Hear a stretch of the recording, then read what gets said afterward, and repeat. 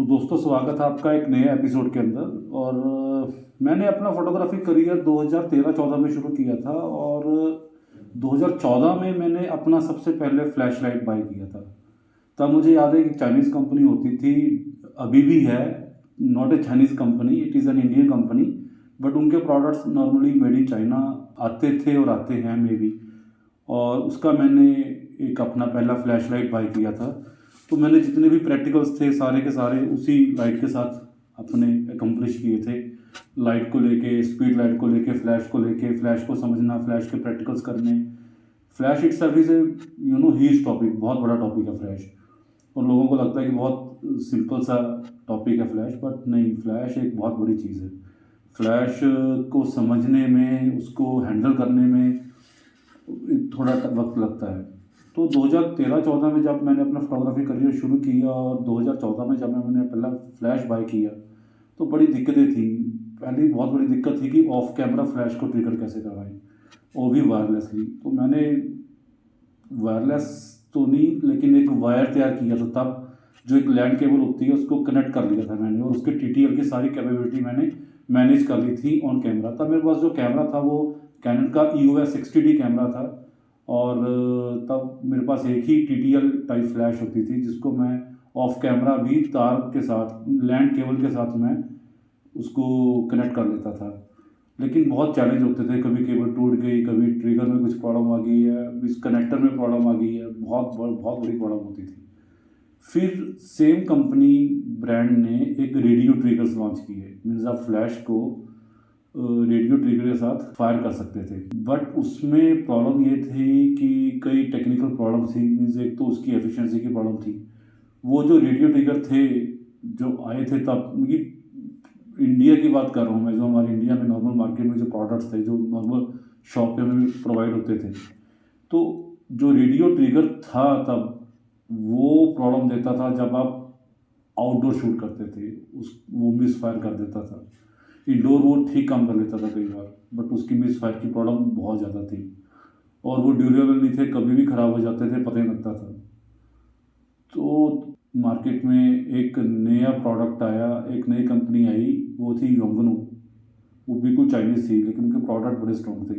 योंगनू ने अपनी speed light, flash light और ट्रिगर्स को मार्केट में लॉन्च किया। और मुझे याद है 2016 में योंगनू का एक बहुत बड़ा मार्केट बना था इंडिया के अंदर। फिर योंगनू के साथ ही कुछ टाइम के बाद एक नया कंपनी आया लाइट्स को लेके, स्पेशली स्टूडियो लाइट्स और स्पीड लाइट्स। उसका नाम था गोडॉक्स।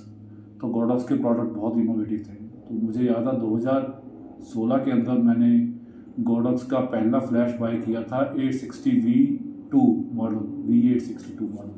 और स्टिल वो फ्लैश मेरे पास आज भी अवेलेबल है। मेरे पास दो मैंने बाय किए थे और वो आज भी मेरे पास वो अवेलेबल है। मैं उसको आज भी यूज़ कर रहा हूँ। Still they are very durable and मेरा एक बार सर्विस हुआ वो 2017 के अंदर। गोडॉक्स एक बहुत इनोवेटिव प्रोडक्ट लेके आया, जो दिखने में तो स्पीड लाइट जैसा था। मीन्स वो हम स्पीड लाइट फ्लैश को बोल देते हैं, लाइक निकॉन और कैनन क्या कि अपने जो फ्लैश यूनिट होते हैं उसको स्पीड लाइट बोलते हैं, लेकिन ये फ्लैश ही होती है। मीन्स इसको फ्लैश लाइट भी बोल सकते हैं, जो ऑन कैमरा हम अटैच कर लेते हैं। तो गोडॉक्स एक नया प्रोडक्ट लेके आया था AD200। और वो AD200 काफ़ी हद तक वो दिखने में, साइज़ में काफ़ी हद तक वो फ्लैश के जैसे ही था। हालांकि फ्लैश से तो बड़ा है, लेकिन बट ऑलमोस्ट वो दिखने में उसका जो फ्रेजनल हेड थे दोनों, मीन्स वो बिल्कुल ऐसे लगता है जैसे आपने एक स्पीड लाइट उठाई हुई है। बट नहीं, ये गोडॉक्स का एक AD200 200 वाट सेकेंड का एक स्टूडियो फ्लैश की तरह एक अलग से लाइट उन्होंने लॉन्च किया था। और इसका सबसे एडवांटेज क्या था, बहुत बड़ा एडवांटेज क्या था, कि इसके अंदर they have given a very good battery. एक बैटरी इन्होंने अलग से दी, मीन्स इसको ये बैटरी पावर थी, आप इसको कहीं भी उठा के लेके जा सकते थे मीन्स। और इसके अंदर फ्रिजनल हेड भी था, और you can change your original head with a bare bulb. तो बेयर बल्ब आता है इनका गोडॉक्स का, और उसके साथ भी इसको आप अटैच मीन्स इसको चेंज कर सकते थे। तो ये एक बहुत बड़ा इनोवेशन था तब, मीन्स ये एक बहुत बड़ी बात थी तब। जो लोग like people working with flash units, तो उनके लिए ये इस तरह का एक बहुत बड़ा एडवांटेज था कि अगर आपको सपोज अगर फ्रिजनल लाइट चाहिए, सपोज आपको थोड़ा सा लाइक जूम करके लाइट देनी है, या छोटे एनवायरनमेंट में आप काम कर रहे हो तो आप लाइक बीम लाइट को बीम बना के भेजना है, तो ये फ्रिजनल हेड अटैच कर सकते थे। फ्रिजनल हेड के कुछ अलग से और एडवांटेज थे, जैसे कंपनी ने इसके अंदर एक गॉडक्स ने इसके अंदर एक मॉडलिंग लैंप दिया था एलईडी, हालांकि इतना पावरफुल नहीं था लेकिन दिया था। वो फ्रिजनल हेड के साथ ही अटैच नहीं चलता था, बिना फ्रिजनल हेड के वो काम नहीं करता था। सो अगर आपने मॉडलिंग लैंप यूज़ करें 8200 का तो फ्रिजनल आपको हेड लगाना पड़ेगा। बट अगर आपको क्वालिटी ऑफ लाइट उससे ज़्यादा बेटर चाहिए, मीन्स क्वालिटी ऑफ लाइट आपको स्टूडियो लाइट की तरह चाहिए, और आपको प्रॉपरली उसको अच्छे से मॉडिफाई करना है लाइट को, तो then you have attachment with the god. उन्होंने एक अलग से अटैच किया था और उन्होंने इसको बोला था बेयर बल्ब। तो बेयर बल्ब जो था एक इस तरह से एक बल्ब था जो अलग से अटैच हो जाता था, और ये एक बहुत ही ज़बरदस्त अच्छी चीज़ थी। मीन्स हमारे लिए तो बहुत नई चीज़ थी कि मीन्स आपके पास एक ऐसा फ्लैश यूनिट है जो फ्लैश भी है और जो एक स्टूडियो लाइट भी है। हालांकि इसका पावर 200 वाट यूनिट था, लेकिन इंडोर अगर आप इंडोर वर्क कर रहे हो तो 200 वाट एक बहुत अच्छा पावर होता है लाइट का, अगर आप इंडोर एनवायरनमेंट में काम कर रहे हो। और अगर आप आउटडोर काम कर रहे हो तो हाँ, थोड़ा बहुत मैं मान सकता हूँ कि अगर सन को ओवर पावर करना है तो थोड़ा सा दिक्कत रहता है, बट आउटडोर के अंदर भी ये लाइट बहुत ही कामयाब, ये बहुत ही कामयाब थी लाइट, कामयाब थी, इतनी कामयाब है आज भी 8200 का मार्केट बहुत अच्छा है, लोग इसको बाय कर रहे हैं 8200 को। तो 8200 के बारे में कुछ और बातें करेंगे हम लोग। तो 8200 2017 में आई थी, और इसका फिर इन्होंने एक एडवांस वर्जन लॉन्च किया था कंपनी ने 2019 में, उसको नाम दिया था 8200 प्रो। तो आज के टाइम मार्केट के अंदर 8200 और 8200 प्रो दोनों अवेलेबल हैं। It is up to you, आपने कौन सा बाय करना है। थोड़े से फ़र्क है दोनों में, प्राइस का भी फ़र्क है और फीचर्स का भी फ़र्क है। अगर मैं 2023 में इसकी बात करूं कि 8200 की वाइबिलिटी कितनी है, तो मुझे लगता है 8200 आज भी बहुत वाइबल है, जैसे 2006 साल पहले थी। तो अभी हम बात करेंगे 8200 बॉक्स में क्या आता है। 8200 बॉक्स में आपको एक 8200 बॉक्स में आपको एक बल्ब आता है, बेयर बल्ब आता है, आपका फ्रिजनल अटैच इसके साथ ही आता है, राइट। और आपको बेयर बल्ब अटैचमेंट के लिए एक हेड अलग से आता है, इसके साथ आपको एक बैटरी आता है, एक चार्जर आता है, और आपको अभी एक साथ में प्रो के अंदर अटैचमेंट भी आना शुरू हो गया कि आप इसको डायरेक्टली लाइट के साथ अटैच करके इसको डायरेक्टली आप अपने लाइट स्टैंड पे अटैच कर सकते हो। तो ये सारा बॉक्स के अंदर ही आता है।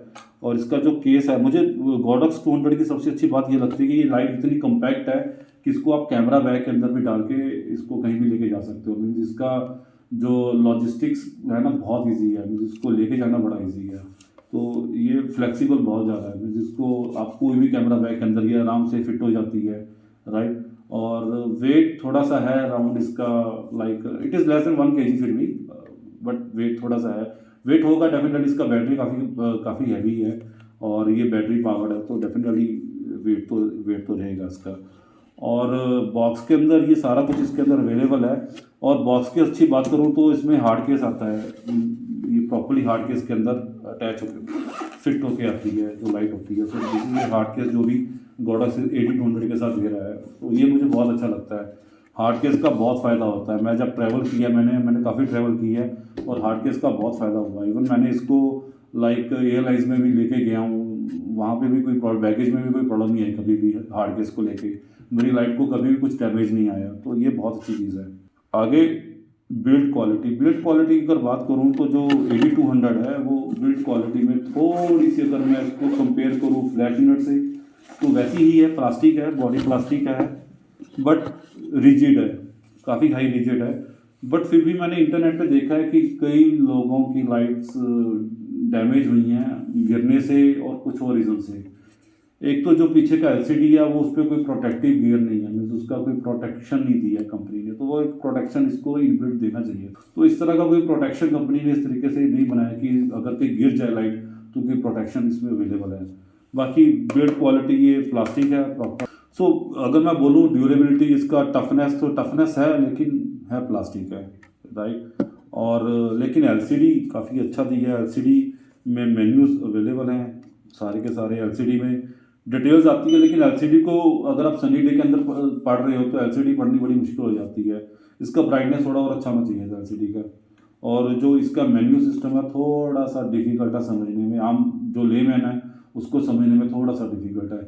अदरवाइज़ मेन्यू में मैं इतना डिग नहीं करता, मैं इसको सिर्फ क्या करता हूँ, इसका चैनल सेट किया, ग्रुप सेट किया और इसको अपने कैमरे के ट्रिगर के साथ अटैच किया, और मैं इसको मैनुअल मोड में ज़्यादा यूज़ करता हूँ। टीटीएल में मैंने कभी इसको यूज़ नहीं किया, हालांकि इसमें सारे फीचर हैं, इसमें टीटीएल भी है, इसमें मैनुअल मोड भी है, और जितने नॉर्मली एक फ्लैश में फीचर्स होते हैं सारे के सारे फीचर इस 8200 में हैं। बट मैं इसको मैनुअल मोड में ज़्यादा यूज़ करता हूँ। ट्रिगर में जब मैक्सिमम जब मैं इसकी सेटिंग करता हूँ तो इसकी मैनुअल पावर को ही ऊपर नीचे करता हूँ, यही सबसे ज़्यादा यूज़ होती है। एक अच्छी बात और है कि ये जो 8200 है, ये स्टैंडर्ड गॉर्डस के जितने भी ट्रिगर आते हैं, जैसे अपना एक्स प्रो आता है, उसके साथ आराम से ये कनेक्ट हो जाती है, कम्युनिकेट करती है, और कहीं भी इसको वायरलेस तरीके से इसको यूज़ कर सकते हो, इसको कनेक्ट कर सकते हो, इसको फायर कर सकते हो, राइट। अगर मैं बात करूँ रिलायबिलिटी की, तो रिलायबिलिटी बहुत अच्छी है। मीन्स आज तक कभी भी मिस फायर मेरा बहुत ही कम चांस हुआ। मीन्स अगर मैं रेशियो निकालूँ परसेंटेज वाइज तो 1 और 2% मिस फायरिंग की मैं बोल सकता हूँ कि मिस फायर हुई है ये। आउटडोर में थोड़ा सा मिस फायर होता है, आउटडोर में और तरह की प्रॉब्लम्स होती है, उसमें रेडियो प्रॉपर्ली कई बार कनेक्ट नहीं हो पाता, कम्युनिकेट नहीं कर पाता डिवाइस के साथ, तो उस तरह की कुछ प्रॉब्लम्स रहती हैं। अगर आप इसका फर्मवेयर कंटिन्यूसली इसको अपडेट करते रहते हो तो जो आउटडोर की प्रॉब्लम्स है वो भी सॉर्ट आउट हो जाती हैं। कंपनी काफ़ी हद तक इस तरह की जो पावर प्रॉब्लम्स हैं ये सॉर्ट करती रहती है। तो इस लाइट के कुछ प्रोज और कॉन्स, अगर मैं आज के टाइम आफ्टर 6 ईयर अगर मैं इसकी बात करूँ 8200 की, 6 साल में मैं 8200 की बात कर रहा हूँ, प्रो की बात नहीं कर रहा हूँ। प्रो के अंदर थोड़ा सा अपग्रेडेशन इन्होंने किया था, उसका रिसाइकलिंग टाइम अच्छा हुआ है, उसमें जो वाइट बैलेंस है वो काफ़ी हद तक इन्होंने इम्प्रूव किया है। जो लाइट का कलर ऑफ लाइट है वो कंपनी बोलती है कि 100K के बीच में ही उसका आप वाइट बैलेंस रहता है। सो अगर आप 5500 सेट कर देते हो तो वो कभी 5400 और 5600 के अंदर बीच में ही वेरी करता है, प्लस माइनस रहता है। तो काफ़ी इंप्रूवमेंट्स है वाइट बैलेंस के अंदर भी, इसके अंदर लाइट के अंदर रिसाइकलिंग टाइम फास्ट है। और अगर मैं और चीज़ों की बात करूँ 8200 की, तो इसका बैटरी बैकअप भी बहुत अच्छा रहता है। तकरीबन फुल पावर पे ये 500 शॉट मुझे दे देता है। अगर ये बैटरी फुल पावर्ड है तो 500 शॉट बहुत होते हैं। आप कोई इवेंट शूट कर रहे हो, आप कोई वेडिंग शूट कर रहे हो तो 500 शॉट बहुत रहता है।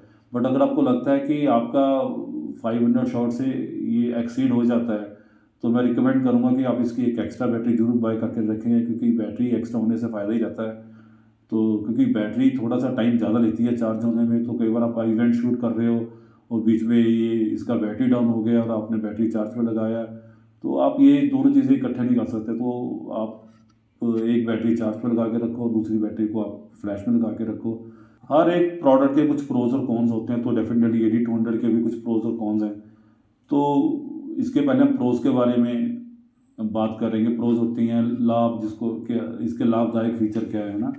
तो इसका साइज़ और वेट बहुत अच्छा है। मीन्स एक तो कम्पैक्ट है, और मैंने कई बार इसको अपने कैमरा बैग के साइड पॉकेट में भी डाल के ले गया हूँ, तो बहुत इजीली ये कहीं भी इसको आप ट्रांसपोर्ट कर सकते हो इजीली।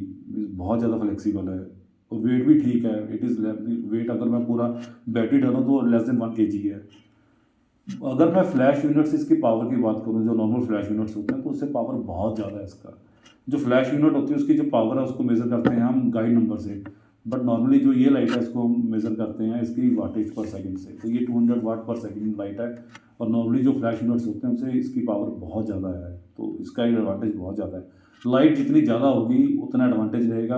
आप ज़्यादा लाइट को कंट्रोल कर सकते हो, कम कर सकते हो, लेकिन कम लाइट को बढ़ा नहीं सकते। तो डेफिनेटली एक एडवांटेज होता है, लाइट जितनी ज़्यादा आपके पास अवेलेबल होगा जब आप काम कर रहे हो तो उतना एडवांटेज आपके पास रहता है। आप उसको कंट्रोल कर सकते हो, लाइट को बड़े तरीके होते हैं कंट्रोल करने के, और इसको यूज़ करना बहुत ईजी है।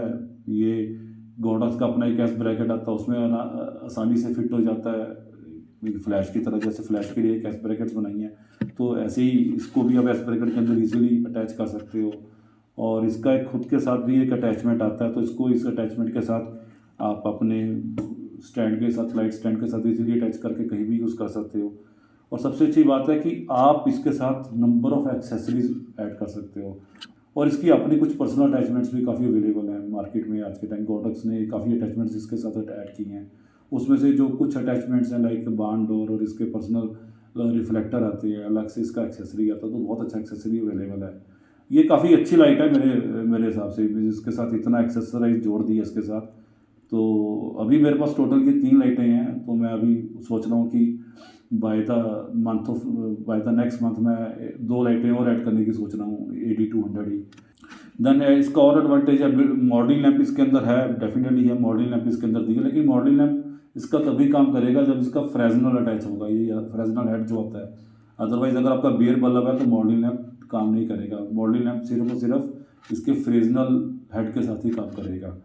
और काफ़ी एक्सेसरीज आप इसके साथ ऐड कर सकते हो। सिंक स्पीड बहुत हाई स्पीड सिंक अगर आपने यूज़ करना है तो 1/8000 सेकंड तक बहुत अच्छे तरीके से काम करते हैं ये, कोई इशू नहीं है इसके अंदर हाई स्पीड सिंक में, राइट।